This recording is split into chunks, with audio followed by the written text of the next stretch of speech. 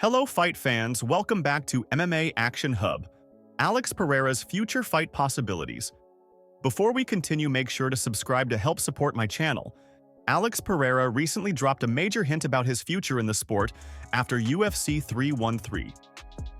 What I think I have in hand is either Dricus du Plessis, Jon Jones, or even Alexander Usyk in boxing, Periera said. His comments have fans speculating about a potential move into the boxing ring. With so many potential opponents, the next chapter in his career looks exciting.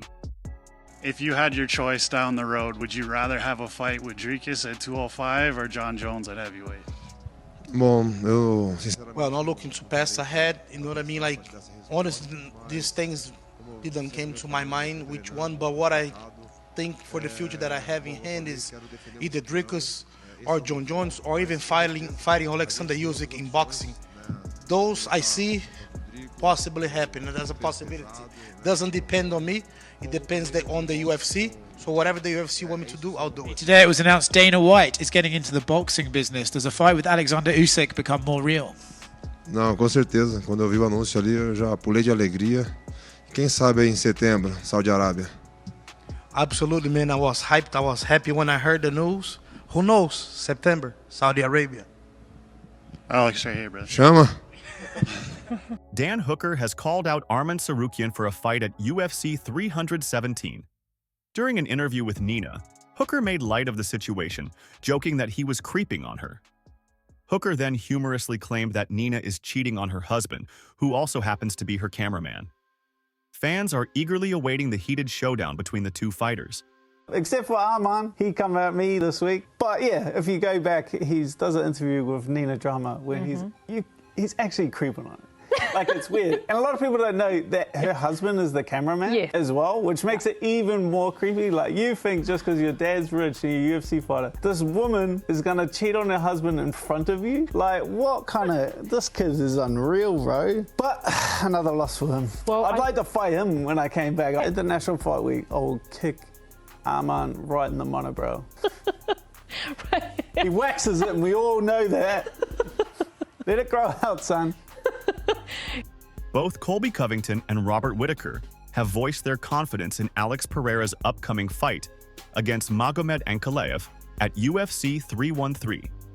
According to Covington, Periera's striking skills will be too much for Ankalaev. Whittaker added that Periera's mental toughness gives him an edge in this battle. The prediction from these two fighters has added more intrigue to the event. And then the main event, we got Alex Periera versus Magomed Ankalaev. Who you got, champ? It's so hard.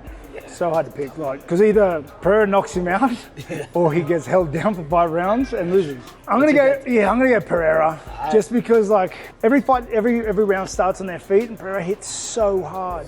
And I'm sure he's done stuff to try and counter some form of wrestling. And he was talking earlier on the Ultimate Fighter, said about his calf kicks. He has very good calf kicks. Oh, mate. He doesn't show them, he just snaps them and they're there. So I'm gonna go Alex Periera too. I will say though, like, Ankalaev's a southpaw, maybe that affects his calf kick a little bit. He'd have to go front leg lead for the calf kick. Yeah, isn't he doing Ramadan? I heard a rumor that he's not going to hydrate after weighing in. With mad respect, but it's so rough. That plays a big factor in it. Yeah, That's a good massive. point, the Ramadan. Respect though, all the matter. Yeah, big respect. Big respect to you too. Thanks for coming on the channel. Pleasure, Give mine, us some dude. picks today, man. Thank you very much. Awesome. Thank you. Shout out to Robert Whittaker, former champ, first ballot Hall of Famer in the UFC. This guy will go down in the legend books. He's one of the greatest middleweights of all time.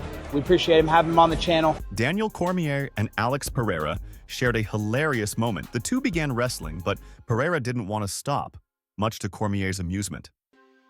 "I want to stop," Cormier joked, but Periera kept going, showing off his playful side. Their friendly rivalry has given fans something to smile about. Come on, show me, show me, show me, show me. Come on. No. Back. Oh, you ready? Okay. Oh.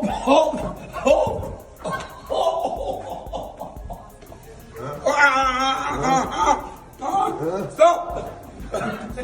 Rafael Fiziev jokingly stated that after his upcoming fight against Justin Gaethje at UFC 313, he may need a visit to the pharmacy instead of a hospital.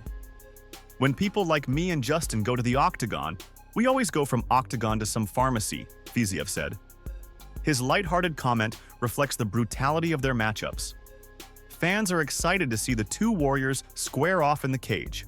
And I'm sure you've seen the interview of Justin said the fight against you and the fight against Michael Chandler, maybe he had a safer approach to fighting, and he said that wasn't the right decision.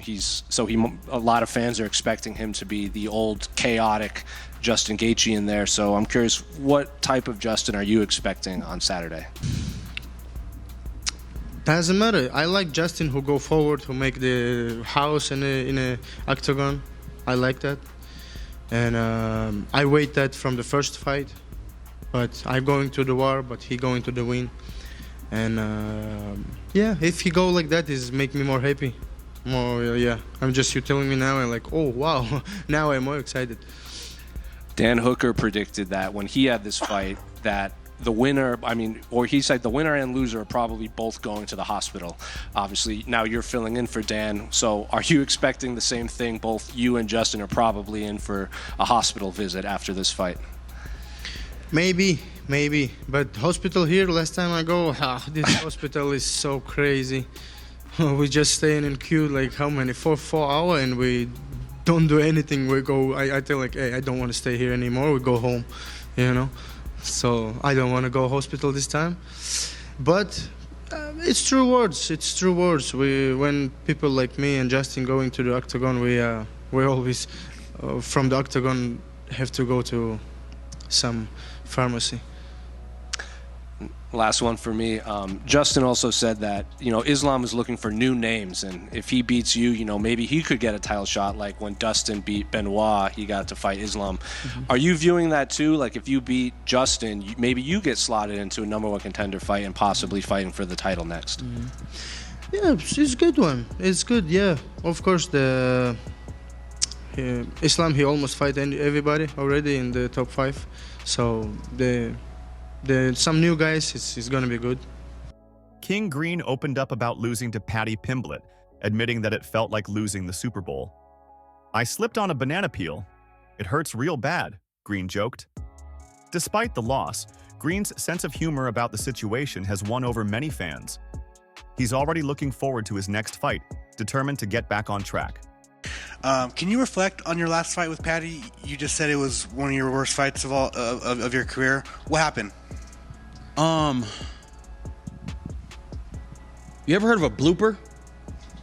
You know what that is? Like a blooper reel where the guy slips on a banana peel and then he falls into a bucket and, like some stupid shit like that. Well, there's some times where I've had so many fights, I'm like, hey, that's new on my list. Like, so I think I went to go punch him and he kicked my leg and then I kind of slipped and I went down. So people were like, why'd you shoot on him? No, I was already like fucking down there.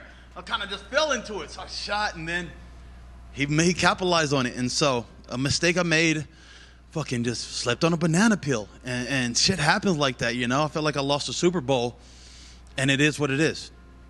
How much did that one hurt because of I guess there wasn't a lot of trash talk, but there was some heat. Yeah. I ain't gonna lie, bro. I'm gonna keep this shit real with you. That shit hurt real bad, That shit hurt real bad. It's like, because we were so, and getting, and I have to go all the way over his pond and deal with all the craziness, I did it all and I put it all on the line. And sometimes you go for the best, and sometimes you fall a little short, Alex Periera reacted firmly to Magomed Ankalaev's recent comments about alcoholism. "I've overcome alcoholism. I'm not here to talk about anybody's religion," Periera stated during UFC Media Day. His response was measured, as he emphasized that he has no interest in discussing personal issues of other fighters. Pereira's focus remains on his own journey, both inside and outside the octagon. Last few weeks, I feel like it's gotten a little heated, especially online. Bom, nunca falei de religião, nem quero comentar de religião.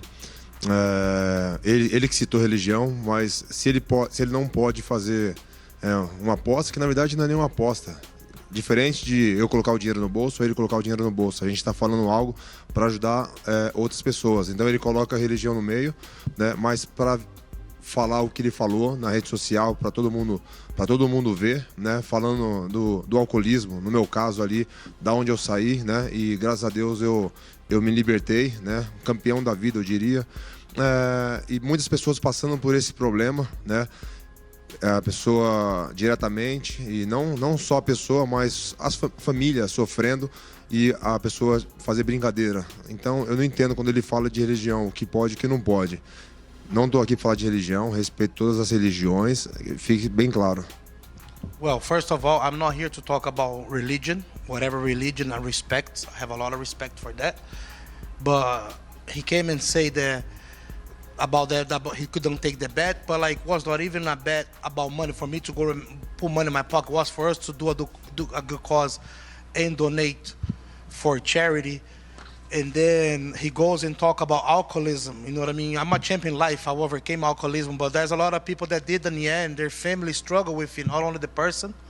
And so, like, he used religion for a certain purpose, but I'm not here to talk about nobody's religion. I respect them all. Do you think, I know it's a sore subject between the both of you, but do you think just in the interest of the fans that maybe they're more interested or intrigued in this fight specifically than any of your other fights because of the build-up and because of the skill set and the style that he brings in? It's something that maybe we haven't seen you face before. Bom, eu acho que é empolgante para todo mundo. Se eu estivesse no lugar de todo mundo, dos fãs, eu iria gostar dessa luta, porque teoricamente um strike e um grappling. Então eu acho que, eu gostaria de ver muito essa luta e eu vou gostar muito de fazer essa luta. Well, absolutely. If I was on the fan position, that I could watch this fight, because basically, theoretically, is a strike and a grappler. So if I was a fan, I would want to watch that fight. It has a fight. I want to fight that fight. Dana White recently revealed plans for a massive showdown between Jon Jones and Tom Aspinall in the summer. Following that, the winner will face Alex Periera in what promises to be an explosive title fight. This move sets up an exciting 2025 for UFC fans, with some of the biggest names in the sport about to collide. Fans are eagerly awaiting the official confirmation of these matchups. You mentioned Jon Jones. Is he going to fight this summer? Is that the plan? Yeah, the plan is to fight Jon this summer. Obviously, when, where, and all that stuff is being determined. And yeah, it's my goal this year is to make that fight. Your goal is to make which fight, though? Tom Aspinall or somebody else? Aspinall.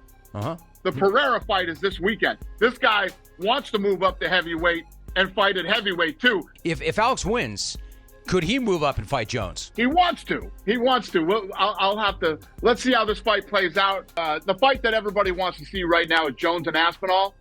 And then there's no doubt that Periera could fight the winner. Justin Gaethje shared his philosophy on accepting challenges in the UFC. "I will never turn down a challenge," he declared. He reminisced about the moment when Max Holloway pointed to the ground inside the octagon, prompting Gaethje to charge forward. His fearless attitude has made him one of the most exciting fighters in the promotion. Fans can always expect fireworks when Gaethje is in the cage. I just watched the Max fight today for the first time, and I think I fought really well. It's just he was so great that fought really well that night. And but even if I go back to that guy, I'm still a much more refined athlete, in my skills. And I think with that aggressive style and my skills being much more refined and much more accurate, that's a dangerous combination. What makes you rewatch it today? I just figured it was about time. Hard to save that time to watch back the Max fight all the way until now. No, I mean, I'm actually glad. I thought I fought like shit, and turns out I didn't. I fought pretty damn good. It's just so crazy. It's a game of less than inches, less than seconds. I mean, there's so many instances in that fight where could have gone either way. He was so fast, very fast. I think my fourth round was my best round. That's when I fought a more aggressive style, and that's when I dropped him, and I think I won that round, clearly. First round was crazy close. I think, with my leg kicks, I was winning until, the last 1 second. It's crazy. He smoked me last 1 second of the first round, last 1 second of the last round. It's a crazy sport. Speaking about your last fight, I asked Rafa if your fight at Saturday night will go to the final seconds. Will he point his finger to the center of octagon and try to fight with you like Max did? If there will be such a situation, would you accept this challenge from him? If you've ever seen me fight, you'll know I will accept that challenge every single time. When he pointed to the ground, I said yes and ran to the middle. So absolutely.